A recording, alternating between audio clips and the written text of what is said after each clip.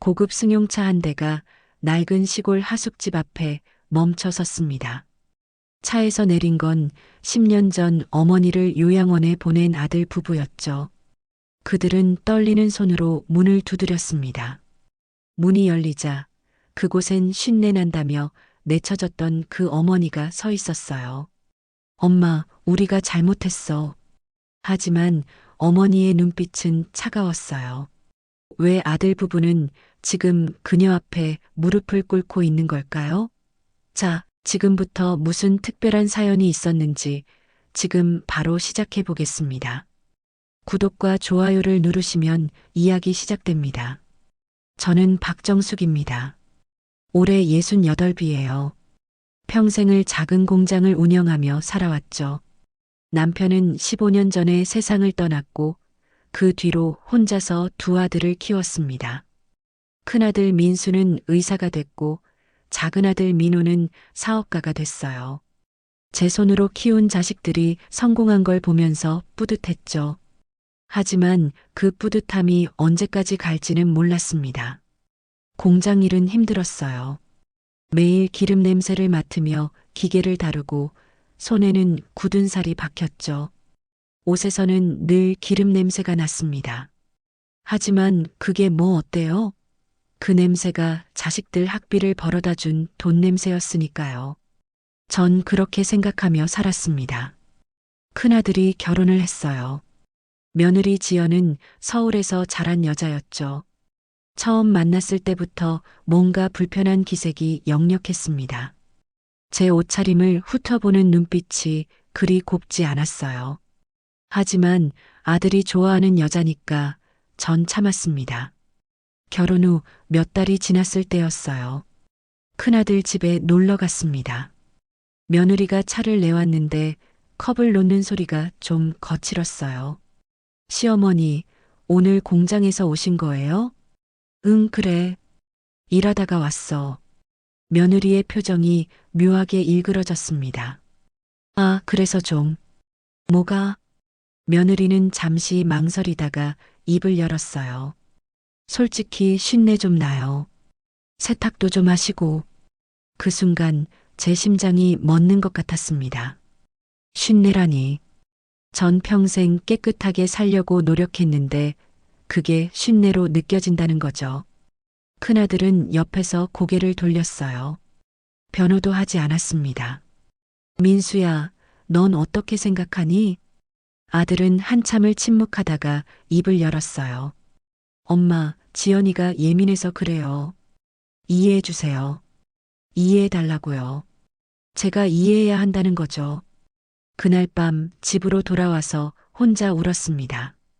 거울을 보니 주름진 얼굴에 거친 손이 보였어요. 이게 제 인생이구나 싶었죠. 그 후로 며느리의 태도는 점점 더 노골적으로 변했습니다.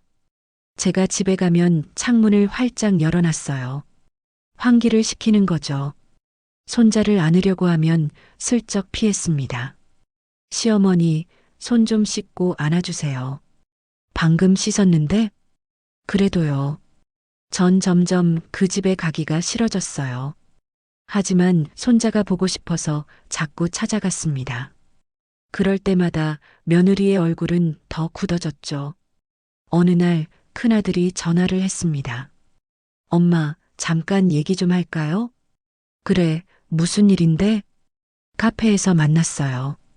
아들은 커피를 한 모금 마시더니 조심스럽게 말을 꺼냈습니다.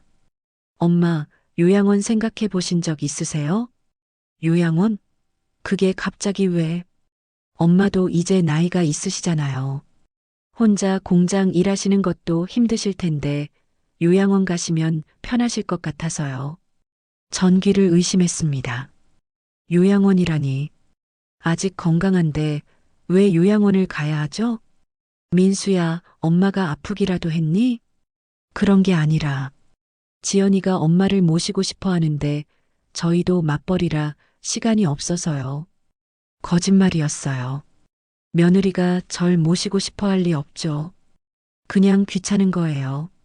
쉰내 나는 시어머니가 자꾸 집에 오는 게 싫은 거였습니다.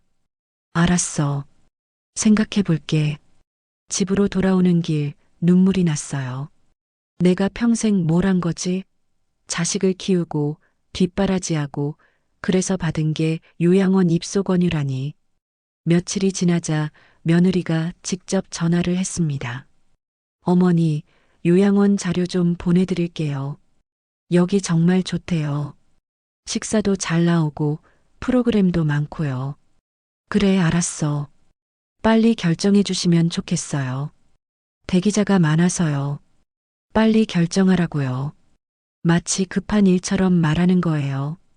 전 더 이상 참을 수가 없었습니다. 알았어, 갈게. 정말요? 어머니, 잘 생각하셨어요. 며느리의 목소리가 환해졌어요. 그 순간 전 깨달았습니다. 이 사람들은 날 진심으로 걱정하는 게 아니라 그냥 치우고 싶은 거구나. 짐을 쌌어요. 많지 않았습니다. 옷 몇 벌과 사진첩 하나. 그게 제 인생의 전부였죠. 큰아들이 차를 가지고 왔어요. 엄마, 준비되셨어요? 응. 차 안은 조용했습니다. 아들은 아무 말도 하지 않았어요. 라디오만 흘러나왔죠. 요양원에 도착했을 때 며느리가 먼저 직원과 얘기를 하고 있었습니다. 여기 침대 상태 괜찮죠? 식사는 몇 시에 나와요? 마치 호텔 예약하듯이 확인하는 거예요. 전 그저 멍하니 서 있었습니다. 어머니, 여기 방이에요. 창문도 있고 좋죠? 그래. 그럼 저희는 이만 갈게요. 적응 잘하세요. 큰아들이 제 어깨를 한번 두드리고는 돌아섰습니다. 며느리는 이미 복도를 나가고 있었어요. 전 그들의 뒷모습을 바라보다가 문을 닫았습니다. 엄마도 이제 좀 쉬셔야죠. 그게 아들이 남긴 마지막 말이었어요. 방 안은 쌀쌀했습니다. 창문 밖으로 보이는 건 회색 하늘뿐이었죠. 전 침대에 앉아서 사진첩을 펼쳤어요. 어린 민수가 웃고 있는 사진, 민호가 졸업식에서 찍은 사진. 모두 행복했던 순간들이에요. 이게 끝인가? 그날 밤 잠이 오지 않았습니다. 복도에서는 누군가 기침하는 소리가 들렸고 어디선가 신음소리도 들렸어요. 전 이곳에서 늙어 죽는 건 싫었습니다. 새벽이 되자 조용히 짐을 챙겼어요. 직원들이 자는 사이에 뒷문으로 빠져나왔죠. 차가운 공기가 폐를 파고들었지만 그게 오히려 상쾌했습니다. 나는 아직 버려지기엔 이르다. 택시를 타고 오래전 알던 사람을 찾아갔어요. 김 기사였습니다. 남편이 살아있을 때 공장에서 일하던 직원이었죠. 그는 은퇴 후 시골에서 작은 농사를 짓고 있었어요. 새벽 공기를 가르며 달리는 택시 안에서 전 생각했습니다. 이제 어떻게 살아야 하나? 사장님? 이 시간에 웬일이세요? 김 기사는 깜짝 놀란 표정으로 대문을 열어줬어요. 김 기사, 나 좀 도와줄 수 있겠어? 그럼요. 제가 뭘 도와드릴까요? 날 좀 숨겨줘. 아무도 모르게. 사정을 듣더니 고개를 끄덕였습니다. 그는 저를 자기 집 옆 빈 창고로 안내했어요. 오래됐지만 깨끗했죠. 여기서 지내시면 될 것 같은데요. 제가 청소해 놓을게요. 고마워. 며칠이 지나자 아들한테서 전화가 왔습니다. 하지만 전 받지 않았어요. 문자도 왔죠. 엄마, 어디 계세요? 요양원에서 연락 왔어요. 걱정돼요. 걱정이라니. 진짜 걱정이면 요양원에 보내지 않았겠죠. 전 핸드폰을 꺼버렸습니다. 사장님, 정말 연락 안 하실 거예요? 응. 이제 내 인생은 내 마음대로 살 거야. 시골 마을은 조용했어요. 아침에 일어나면 새소리가 들렸고 저녁에는 노을이 아름다웠습니다. 전 이곳에서 하숙집을 열기로 했죠.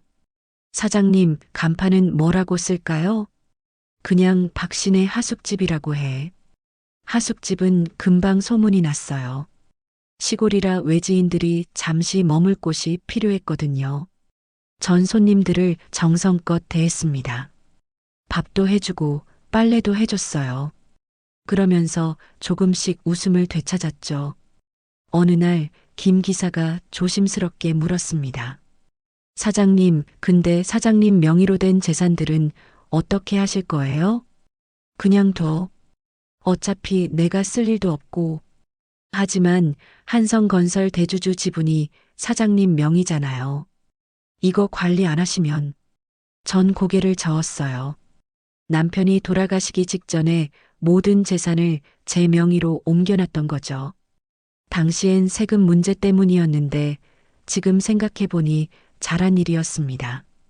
아무도 모르게 해줘. 난 그냥 박씨 할머니로 살고 싶어. 알겠습니다. 하숙집 생활은 평화로웠어요. 손님들은 저를 그냥 평범한 할머니로 대했고 전 그게 좋았습니다. 아침마다 밥을 짓고 마당을 쓸고 빨래를 널었어요. 그러면서 조금씩 마음의 상처가 아물어갔죠. 가끔 두 아들 생각이 났습니다. 큰아들 민수는 잘 지내고 있을까? 작은아들 민호는? 하지만 전화를 걸지는 않았어요. 그들이 먼저 찾아야 한다고 생각했습니다. 시간이 흘렀습니다. 하숙집을 운영한 지도 어느덧 10년이 됐어요. 그동안 수많은 손님들이 왔다 갔고 전 이곳에서 진짜 제 삶을 찾았습니다. 더 이상 누군가의 어머니가 아니라 그냥 박정숙이라는 한 사람으로 살았죠. 김 기사가 신문을 들고 왔어요. 사장님, 이거 좀 보세요. 신문에는 큰아들 민수의 기사가 실려 있었습니다. 병원 사업부도라는 제목이었어요. 가슴이 철렁했지만 전 아무 말도 하지 않았습니다. 연락하실 거예요? 아니, 그냥 둬. 며칠 뒤 또 다른 기사가 나왔어요. 이번엔 작은아들 민호의 사업 실패 소식이었습니다. 두 아들 모두 어려움에 처한 거죠. 하지만 전 여전히 연락하지 않았어요. 그러던 어느 날이었습니다. 하숙집 앞에 낯선 차가 한 대 섰어요. 차에서 내린 건 초췌한 모습의 큰아들과 며느리였습니다. 10년 만이었죠. 엄마. 큰아들의 목소리가 떨렸어요. 전 그들을 바라보며 아무 말도 하지 않았습니다. 엄마, 우리가 잘못했어요. 며느리가 눈물을 흘리며 말했어요. 하지만 그 눈물이 진심인지는 알 수 없었습니다. 이제 와서 무슨 잘못을 사과하니? 엄마, 그때 우린 정말 몰랐어요. 엄마가 얼마나 힘드셨는지. 힘든 건 알면서 요양원에 보냈잖아. 큰아들이 고개를 숙였어요. 며느리는 계속 눈물을 닦았습니다.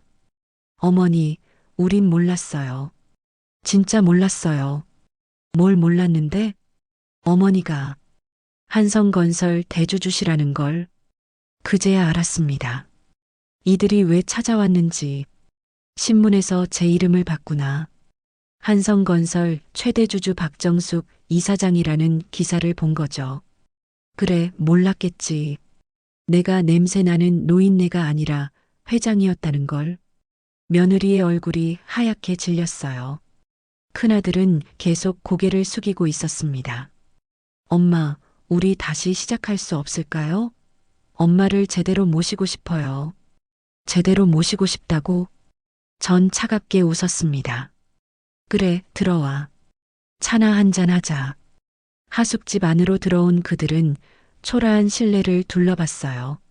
며느리의 눈빛에는 실망이 가득했습니다. 아마 큰 저택을 기대했었나 봐요. 엄마, 여기서 계속 사실 거예요?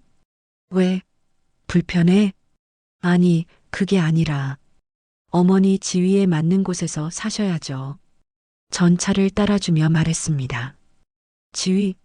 내 지위는 그냥 박씨 할머니야. 그걸로 충분해.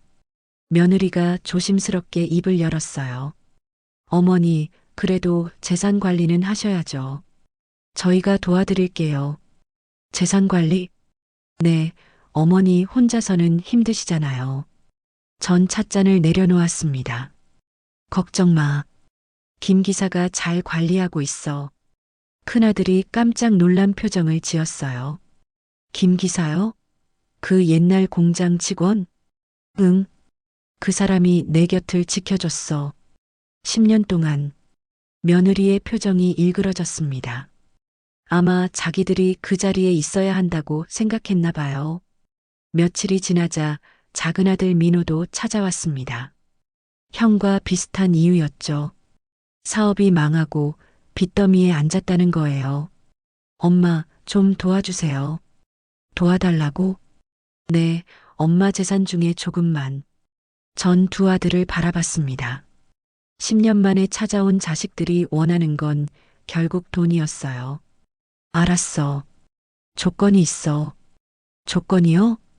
응. 상속 계약서를 쓰자. 며칠 뒤 전 변호사를 불러 계약서를 작성했습니다. 두 아들이 사무실에 왔어요. 엄마, 계약서가 뭐예요? 상속 조건이야. 세 가지야. 전 천천히 말했습니다. 첫째, 아버지 묘를 다시 원위치로 돌려놔. 큰아들의 얼굴이 굳었어요. 며느리는 고개를 돌렸습니다. 엄마, 그게 팔았다며?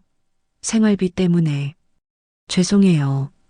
둘째, 요양원에 있는 독거노인 10명의 부양비를 너희가 부담해.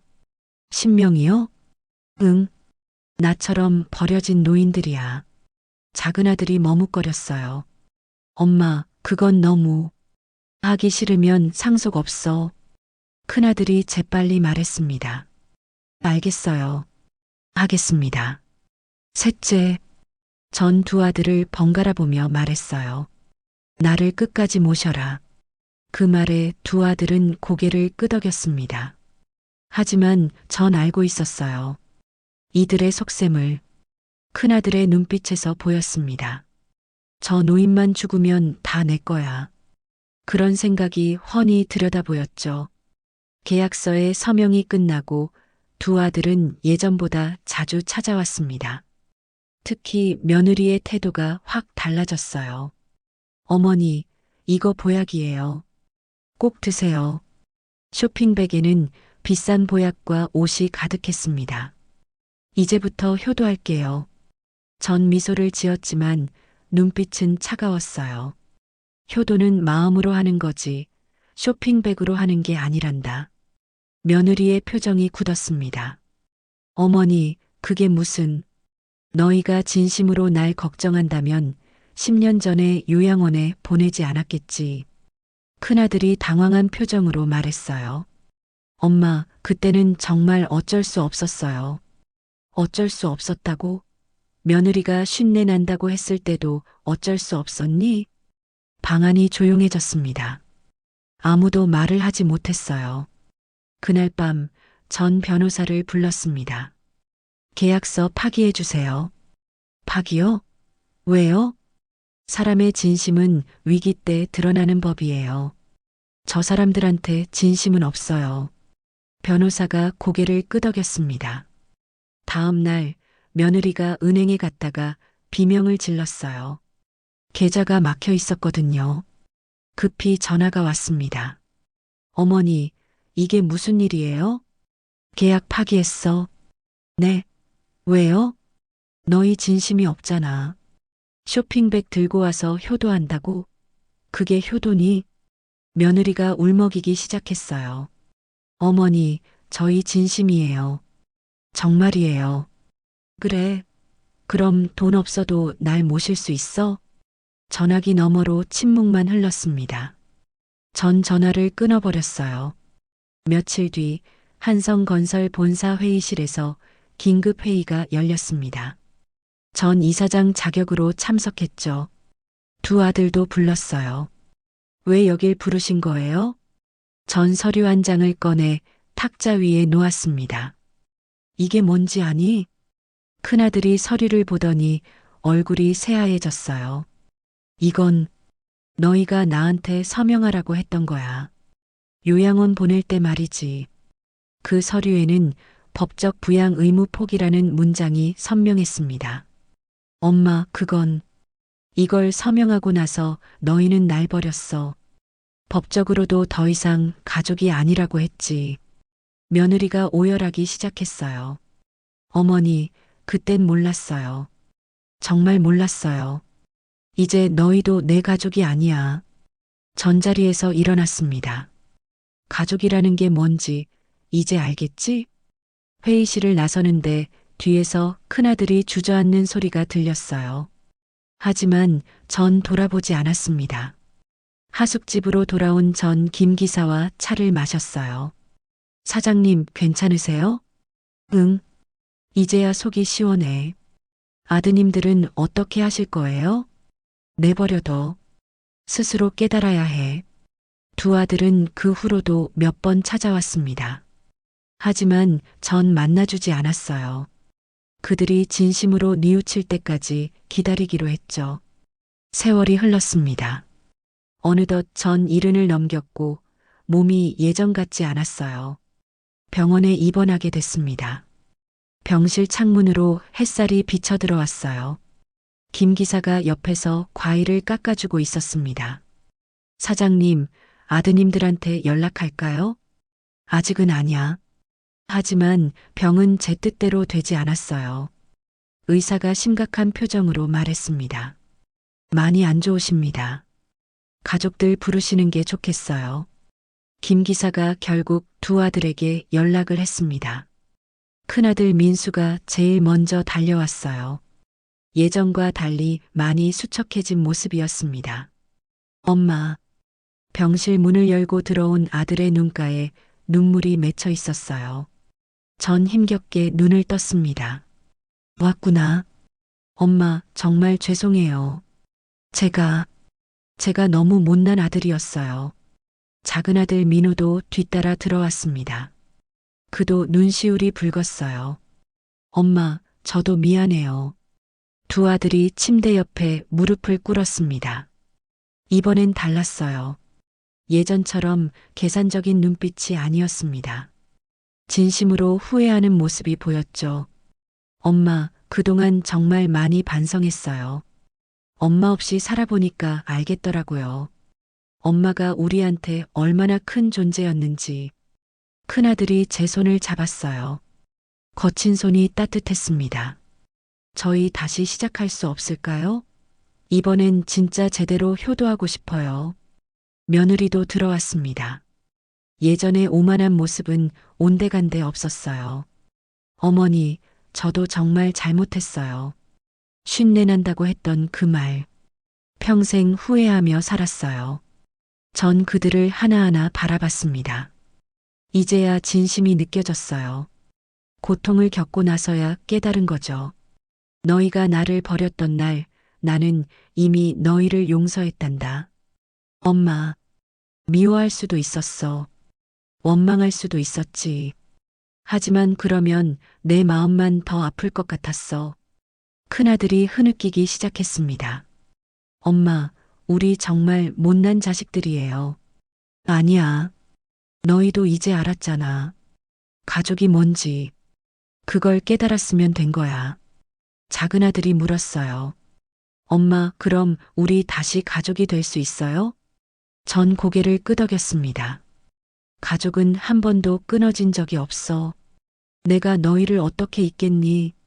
병실에 따뜻한 기운이 흘렀어요. 10년 만에 느껴보는 가족의 온기였습니다. 하지만 제 몸은 점점 더 약해져 갔어요. 며칠 뒤 전 변호사를 불렀습니다. 두 아들은 복도에서 기다리고 있었죠. 유언장을 작성하고 싶어요. 알겠습니다. 변호사가 펜과 종이를 꺼냈어요. 전 천천히 입을 열었습니다. 모든 재산은 사회복지재단에 기부합니다. 김 기사가 놀란 표정을 지었어요. 사장님, 그럼 아드님들은요? 그들에게는 더 큰 걸 남겨줄 거야. 유언장 작성이 끝나고 전 두 아들을 불러들였습니다. 엄마, 괜찮으세요? 응. 너희한테 할 말이 있어. 두 아들이 침대 옆에 앉았어요. 너희한테 재산은 남기지 않을 거야. 네. 엄마. 대신 더 소중한 걸 줄게. 전 두 아들의 손을 잡았습니다. 진짜 부자는 돈이 많은 사람이 아니야. 사랑하는 사람들이 옆에 있는 사람이지. 큰아들이 눈물을 흘렸어요. 엄마, 저희는 이미 충분히 받았어요. 엄마의 용서를요. 그래. 그걸 아는 너희가 자랑스럽다. 작은아들도 말했습니다. 엄마, 재산은 필요 없어요. 그냥 엄마 곁에 있게 해주세요. 전 미소를 지었어요. 이제야 제대로 된 자식들을 본 것 같았습니다. 너희 아버지 묘 얘기야. 네, 엄마. 꼭 다시 모셔다 드려라. 그게 마지막 부탁이야. 알겠습니다. 꼭 그렇게 할게요. 며느리가 조심스럽게 말했어요. 어머니, 요양원 독거 노인분들도 저희가 계속 돌볼게요. 고맙구나. 그날 밤 제 상태가 급격히 나빠졌습니다. 두 아들과 며느리 그리고 김 기사가 병상 옆을 지켰어요. 엄마, 힘내세요. 괜찮아. 이제 편안해. 전 마지막 힘을 다해 말했습니다. 너희들아, 진짜 자식은 피가 아니라 마음으로 남는 거야. 그걸 기억해라. 네, 엄마. 서로 사랑하며 살아라. 그게 엄마가 바라는 전부야. 큰아들이 제 손을 꼭 쥐었어요. 엄마, 사랑해요. 나도 사랑한다. 전 눈을 감았습니다. 편안했어요. 마지막 순간에 가족들이 옆에 있다는 게 감사했습니다. 며칠 뒤 장례식장은 조용했어요. 두 아들은 상주로서 조문객들을 맞이했습니다. 하지만 조문객은 많지 않았어요. 하숙집에서 알던 분들과 요양원 노인 몇 분이 전부였죠. 장례가 끝나고 변호사가 유언장을 공개했습니다. 두 아들과 며느리가 사무실에 모였어요. 고인의 유언을 집행하겠습니다. 변호사가 봉투를 열었습니다. 모든 재산은 사회복지재단에 기부한다. 며느리의 얼굴이 잠깐 굳었지만 이내 고개를 끄덕였어요. 큰아들도 담담한 표정이었습니다. 그리고 이 편지를 남기셨습니다. 변호사가 편지를 꺼내 읽기 시작했어요. 사랑하는 내 아들들아. 재산을 남기지 못해 미안하구나. 하지만 엄마는 너희에게 더 큰 걸 남기고 싶었어. 바로 진정한 가족의 의미야. 큰아들의 눈에서 눈물이 흘러내렸습니다. 돈은 언젠가 사라지지만 사랑과 기억은 영원히 남는단다. 너희가 엄마를 기억하는 한 엄마는 늘 너희 곁에 있을 거야. 작은아들도 울먹이기 시작했어요. 진짜 자식은 피가 아니라 마음으로 남는다. 너희가 마지막에 보여준 진심, 그게 엄마한테는 어떤 재산보다 소중했어. 며느리도 손수건으로 눈물을 닦았습니다. 서로 사랑하고 의지하며 살아라. 그리고 너희도 부모가 되면 알게 될 거야. 부모의 사랑이 얼마나 큰지. 사랑한다. 내 아들들아. 편지 낭독이 끝나고 사무실은 한참 동안 조용했어요. 큰아들이 먼저 입을 열었습니다. 엄마가 우리한테 마지막 교훈을 주신 거야. 형님 리트라이 현 CONTINUR이 말이 맞아요. 재산보다 더 큰 걸 주셨어. 작은아들이 고개를 끄덕였습니다. 변호사가 또 다른 서류를 꺼냈어요. 그리고 한 가지 더 있습니다. 고인께서는 요양원 독거노인 10명의 명단을 남기셨습니다. 이분들을 부탁한다는 메모와 함께요. 큰아들이 서류를 받아들었습니다. 저희가 꼭 돌보겠습니다. 그리고 이 편지도 있습니다. 변호사가 작은 봉투를 건넸어요. 겉면에는 김 기사님께 라고 적혀 있었습니다. 김 기사가 떨리는 손으로 봉투를 열었습니다. 안에는 짧은 편지와 함께 하숙집 소유권 증서가 들어 있었어요. 김 기사, 10년 동안 내 곁을 지켜줘서 고마웠어요. 하숙집은 당신 거예요. 계속 좋은 일 하면서 사세요. 김 기사의 눈에서 눈물이 주르르 흘러내렸습니다. 사장님, 큰아들이 김 기사의 어깨에 손을 얹었어요. 고맙습니다. 엄마 곁을 지켜주셔서. 아닙니다. 제가 더 감사하죠. 사장님 덕분에 저도 의미 있는 삶을 살았습니다. 사무실을 나서는데 며느리가 말했어요. 여보, 우리 진짜 잘해야겠어요. 어머니께 받은 마지막 가르침을 헛되이 하면 안 돼요. 그래. 이제부터 제대로 살자. 두 아들은 아버지 묘를 다시 모셔오는 작업부터 시작했습니다. 예전에 팔아버렸던 묘지를 다시 사들이는 건 쉽지 않았어요. 많은 돈이 들었고 시간도 오래 걸렸습니다. 하지만 두 아들은 포기하지 않았죠. 형님, 이번 주 안에 끝낼 수 있을 것 같아요. 그래야지. 엄마한테 약속했잖아. 묘를 다시 모셔오는 날, 두 아들은 땅에 엎드려 절을 올렸습니다. 아버지, 엄마, 불효자가 이제야 정신 차렸습니다. 큰아들의 목소리가 떨렸어요. 늦었지만 이제부터라도 제대로 하겠습니다. 요양원도 찾아갔습니다. 어머니가 남긴 명단에 있는 10분의 노인들을 만났어요. 모두 가족에게 버려진 분들이었습니다. 저희가 돌보겠습니다. 큰아들이 요양원 원장에게 말했어요. 이분들 부양비는 저희가 전액 부담하겠습니다. 그리고 매달 찾아뵐게요. 정말이십니까? 네. 저희 어머니와의 약속입니다. 그날부터 두 아들은 정기적으로 요양원을 방문했어요. 노인들과 이야기를 나누고 필요한 것들을 챙겨드렸습니다. 처음엔 어색했지만 시간이 지나면서 진심으로 그분들을 대하게 됐죠. 원장님, 이분들 건강은 어떠세요? 며느리도 함께 왔습니다. 예전에 그 오만한 모습은 찾아볼 수 없었어요. 덕분에 다들 좋아지셨어요. 가족이 생겼다고 무척 기뻐하십니다. 어느 날 요양원의 한 할머니가 큰아들의 손을 잡았어요. 고맙네. 우리 같은 늙은이들 챙겨줘서. 아닙니다. 저희가 더 배우고 있습니다. 자네 어머니 참 훌륭한 분이었어. 우리한테도 이렇게 좋은 자식들을 남겨주셨으니. 큰아들은 그 말에 가슴이 뭉클했어요. 어머니가 마지막까지 자식들을 생각하셨다는 게 느껴졌습니다. 하숙집도 자주 찾아갔습니다.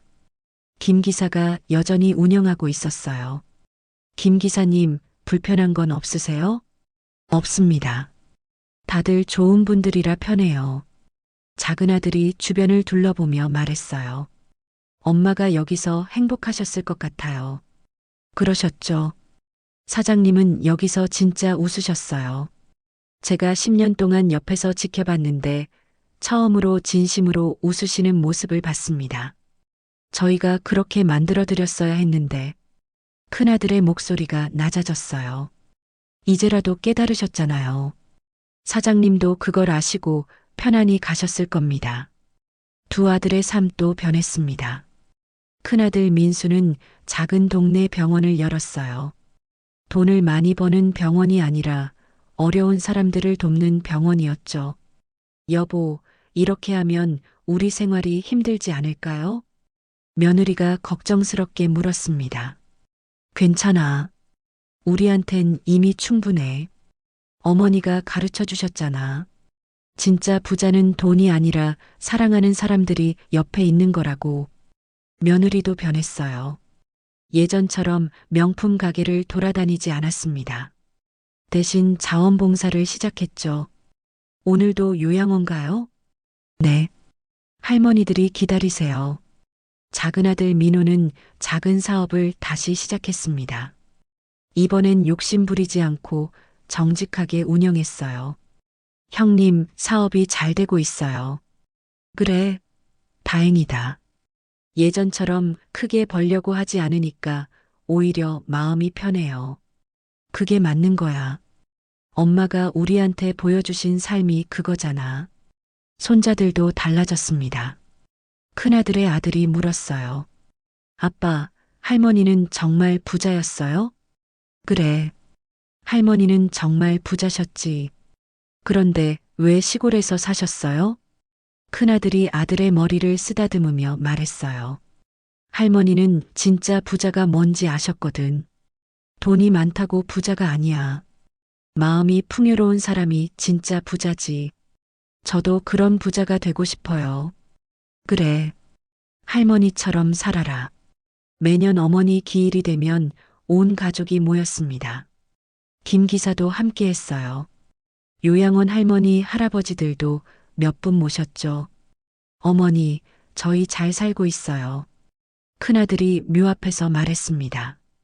어머니가 가르쳐 주신 대로 살려고 노력하고 있어요. 작은아들도 절을 올렸어요. 엄마, 감사해요. 마지막에 우리한테 기회를 주셔서. 며느리는 조용히 눈물을 흘렸습니다. 어머니, 정말 죄송했어요. 그리고 감사해요. 저녁에는 하숙집에서 다 같이 식사를 했습니다. 김 기사가 준비한 음식들이 상에 가득했어요. 엄마가 해주시던 음식 맛이 나네요. 사장님한테 배운 거니까요. 식사를 하면서 옛날 이야기를 나눴습니다. 어머니의 젊은 시절 이야기, 공장을 운영하던 이야기, 자식들을 키우던 이야기. 그 모든 이야기 속에는 사랑이 담겨 있었어요. 엄마는 정말 대단한 분이셨어. 큰아들이 말했습니다. 우리 같은 못난 자식들도 끝까지 사랑해 주셨으니까. 그게 부모의 마음이겠죠. 김 기사가 조용히 말했어요. 사장님은 마지막 순간까지 아드님들 걱정하셨어요. 재산을 남기지 못해서 미안하다고요. 아니에요. 엄마는 우리한테 더 큰 걸 주셨어요. 작은 아들이 말했습니다. 진짜 중요한 게 뭔지 가르쳐 주셨으니까요. 밤이 깊어지고 하나둘 자리에서 일어났습니다. 큰아들이 마지막으로 어머니 방에 들어갔어요. 김 기사가 그대로 보존해둔 방이었습니다. 작은 침대와 낡은 옷장, 그리고 사진 몇 장. 그게 전부였어요. 하지만 그 소박한 방에서 어머니의 따뜻함이 느껴졌습니다. 엄마 사랑해요.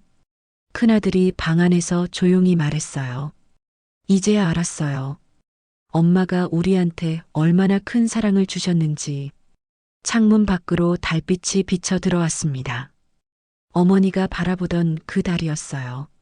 며느리가 뒤에서 남편의 어깨에 손을 얹었어요. 여보, 우리 아이들한테는 절대 그러지 말아요. 그럼 우리는 진짜 부모가 될 거야. 두 사람은 창밖을 바라봤습니다. 별들이 반짝이고 있었어요. 어딘가에서 어머니도 그들을 바라보고 있을 것 같았습니다. 하숙집을 나서면서 큰아들이 동생에게 말했어요. 민호야, 우리 매달 여기 오자. 그래야지. 여기 오면 엄마 생각나잖아. 그리고 요양원 할머니, 할아버지들도 계속 돌보고. 당연하지. 평생 할 거야. 차에 타면서 며느리가 말했습니다. 어머니께서 우리를 진짜 가족으로 만들어주신 것 같아요. 맞아요. 형수님 말이 맞아요. 작은아들의 아내도 고개를 끄덕였습니다. 우리 다 함께 잘 살아요. 그게 어머니께서 바라시던 거니까. 차가 출발했습니다. 뒤를 돌아보니 김 기사가 손을 흔들고 있었어요. 하숙집 불빛이 따뜻하게 빛났습니다. 그렇게 시간은 흘렀습니다. 두 아들은 어머니의 가르침대로 살았어요. 돈보다 사람을, 명예보다 사랑을 중요하게 여기며 살았죠. 요양원 할머니, 할아버지들은 두 아들을 진짜 자식처럼 따랐습니다. 명절 때면 함께 식사를 하고 아플 때면 병원에 모셔다 드렸어요. 우리가 전생에 무슨 복을 지었길래 이런 자식들을 만났을까? 할머니 한 분이 말씀하셨습니다. 아니에요. 저희가 복을 받은 거예요. 엄마 덕분에 제대로 된 사람이 됐으니까요. 큰아들의 병원도 소문이 났습니다. 돈이 없어도 치료해주는 의사라고요. 어려운 환자들이 찾아왔고 그는 모두 정성껏 돌봤습니다. 선생님, 정말 감사합니다. 괜찮습니다. 제 어머니께서 가르쳐 주신 거예요. 어려운 사람을 돕는 게 진짜 의사라고요. 작은아들의 사업도 안정적으로 성장했습니다. 욕심내지 않고 정직하게 하니까 오히려 사람들이 믿고 찾아왔어요. 사장님은 정직하세요. 거래처 사람이 말했습니다. 요즘 같은 세상에 복이 드문 분이에요. 제 어머니를 닮으려고 노력하는 겁니다. 손자들도 훌륭하게 자랐습니다. 할머니의 이야기를 들으며 자란 아이들은 마음이 따뜻했어요. 할아버지, 할머니는 어떤 분이셨어요? 세상에서 제일 위대한 분이셨단다. 큰아들이 손자에게 말했습니다. 할머니는 우리한테 가장 중요한 걸 가르쳐 주셨어. 사랑이 뭔지 말이야. 저도 할머니처럼 되고 싶어요. 그래. 할머니를 닮아라. 그럼 넌 정말 훌륭한 사람이 될 거야. 김 기사도 건강하게 하숙집을 운영했습니다. 찾아오는 손님들에게 박정숙 할머니의 이야기를 들려줬어요. 이 집 주인 할머니는 정말 대단한 분이셨어요. 어떻게요?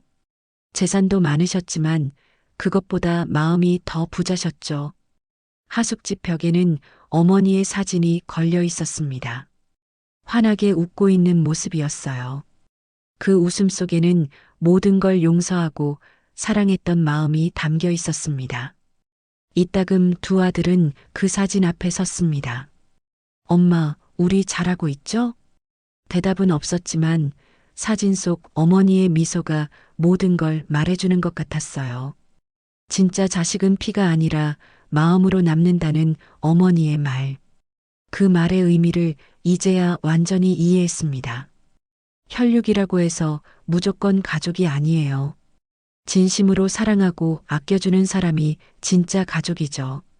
두 아들은 그 교훈을 평생 가슴에 새기고 살았습니다.